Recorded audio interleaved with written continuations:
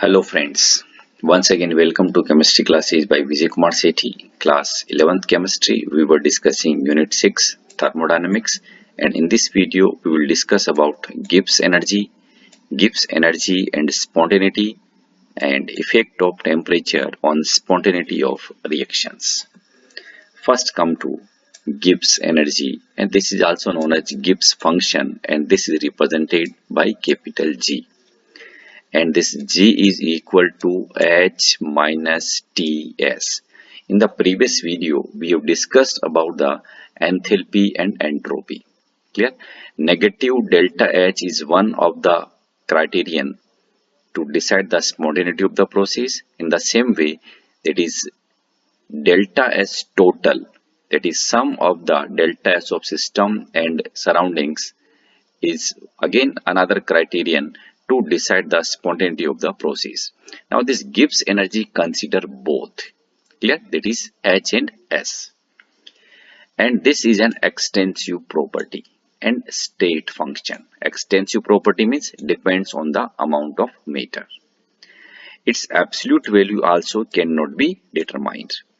The change in Gibbs energy for the system, that is delta G system, can be written as delta G system is equal to delta H system minus T delta S system minus S system delta T. This is written from this. Okay, actually this we can write change if you want to find out. This is delta G is equal to, this is delta H, okay, and this is minus delta in bracket, this is Ts. Okay, if we open this bracket, that is if we keep temperature constant, then we will get this term, and if we keep that is system that entropy constant, we will get this one. Okay, at constant temperature delta T is equal to 0. That's why this term becomes 0, and we will get delta G system is equal to delta H system minus T delta S system. Now in this case, this system is common. That's why we remove the system and we will get this equation.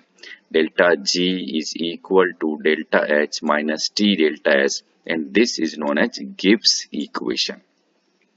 Okay, and this delta G has units of energy, that is joule. Okay. Delta H is the enthalpy change of a reaction, and T delta S is the energy which is not available to do useful work. Actually, this delta S, this is the change in entropy. Clear? Entropy means we already discussed that this is the randomness. That's why this energy is used to increase the randomness, and it is not available to do useful work. That's why we can say delta G is the net energy. Okay, net energy means delta H minus T delta S, net energy available to do useful work, and thus a measure of a free energy. Clear? That's why we can say this is the energy which is free to do useful work. For this reason, it is also known as the free energy of the reaction. Clear? In this chapter we have discussed, that is according to the first law of thermodynamics, energy of an isolated system remains constant. Energy can neither be created nor be destroyed. But still we are facing the problem of energy crisis. Why? Actually, its answer is in this equation. Okay, some part of the energy is utilized to increase the randomness of the universe. Okay, and that is not converted into the useful work. Entropy of the system, entropy of the universe is continuously increasing. Okay, that's why this delta G is the energy which is available to do useful work. Now in terms of delta G, how can we find out the spontaneity? That's why Gibbs energy and spontaneity. As we know, delta S total is equal to delta S system plus delta S surrounding. If the system is in thermal equilibrium with the surrounding then the temperature of the surrounding is same as that of system. Thermal equilibrium means same temperature of system and surrounding. Also, increase in enthalpy of the surrounding is equal to decrease in enthalpy of the system. Okay, therefore entropy change of surroundings can be written like this. This is delta S surrounding is equal to delta H surrounding divided by T as per the formula of change in entropy. Okay, now this is delta H surrounding and this is equal to minus delta H system. That's why we can say delta H surrounding is equal to minus delta H system divided by T. Clear? Now put this value into this equation. We will get delta S total is equal to delta S system plus in bracket minus delta H system divided by T. Now if we rearrange this equation, then we will get T delta S total is equal to T delta S system minus delta H system. Clear? Now again rearrange this. If this is multiplied by minus whole equation, this is multiplied by minus, then we will get this minus T delta S total is equal to delta H system minus T delta S system. Okay, now we can say this is system and this is system. That's why we can remove and we can get this delta H minus T delta S.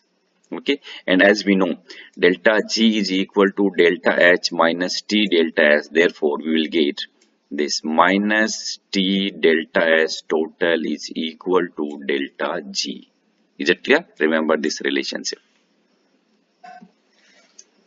This is again, now from this equation we can correlate the Gibbs energy with spontaneity.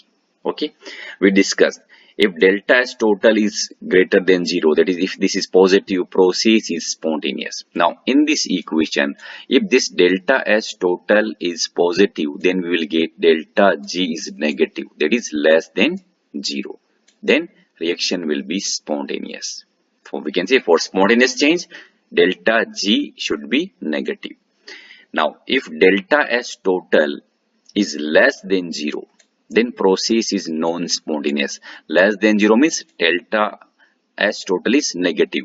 Now if this is negative, okay, and this is negative means positive, that is for non-spontaneous process delta G is positive, that is greater than 0.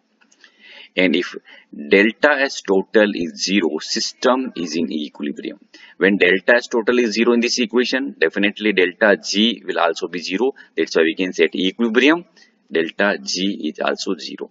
Now again, remember, if we consider the criteria of spontaneity entropy change, then we have to consider delta S total. That is, we have to take the entropy change of system as well as surroundings, but in term of delta G we have to consider only and only system. Clear? If delta G of system is negative, process is spontaneous. If delta G of system is positive, process is non-spontaneous. If delta G is 0, that is system is in equilibrium. Okay, now effect of temperature on spontaneity of reaction. Now again come to this relationship, that is delta G is equal to delta H minus T delta S. Clear? Now we already discussed if delta G is negative, process is spontaneous, and this negative of delta G is decided by this, what is the sign of this delta H and what is the sign of this delta S. Now just see different cases. If delta H is negative, it means process is exothermic, and delta S is positive, that means entropy is increasing. Both factors favor the spontaneous process. That's why delta G will be negative at all temperature and reaction spontaneous at all temperatures. Clear? Now, if process is exothermic, that is delta H is negative, but entropy change is also negative. Okay, then temperature play the important role. Just see how. Now in this relationship, this is negative. Is it clear? And this delta S, this is also negative. Or that's why we can say this negative and this negative becomes positive, and this is minus T delta S. This part becomes positive. Now in which situation this net result of delta G will be negative? If this positive component is low, and this is only possible at the low temperature. That's why reaction spontaneous at low temperature in this situation. Clear? Now see if in this situation temperature is very high, then this positive component will exceed then this negative, and we can say delta G will be positive at high temperature. That's why reaction non-spontaneous at high temperature. Clear? Now come to next situation. Again this delta H is positive, that is process is endothermic. Clear? Process is endothermic, but entropy change is positive. Okay, now again temperature play the important role. Okay, how? Just see how we can say that is what is the role of temperature in this situation. Again can write that relationship delta G is equal to delta H minus T delta S.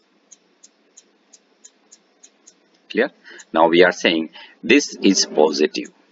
Delta H is positive in this, and delta S is also positive. This is positive. Clear?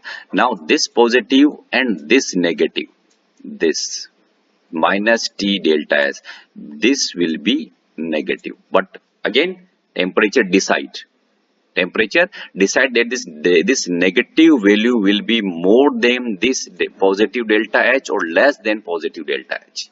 Okay, that's why we can say if temperature is low, then this part will be lower and this delta H positive is greater. That's why we will get the delta G positive.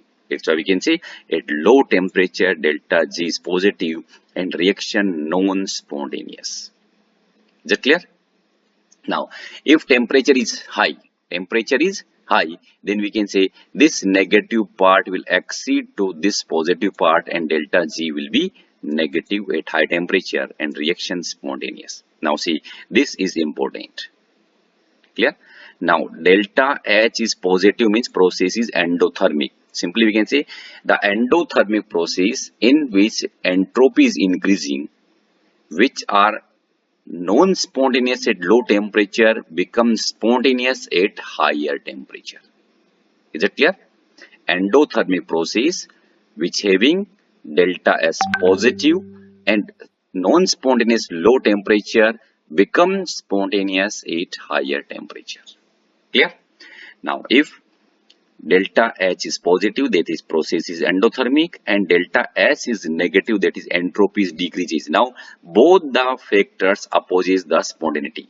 That's why delta G is positive. That's at all temperature it will be positive, and reaction non-spontaneous at all temperatures. This is the effect of temperature on spontaneity of reactions. Thank you. Subscribe my channel to get the next video, and that one is the last video from this chapter.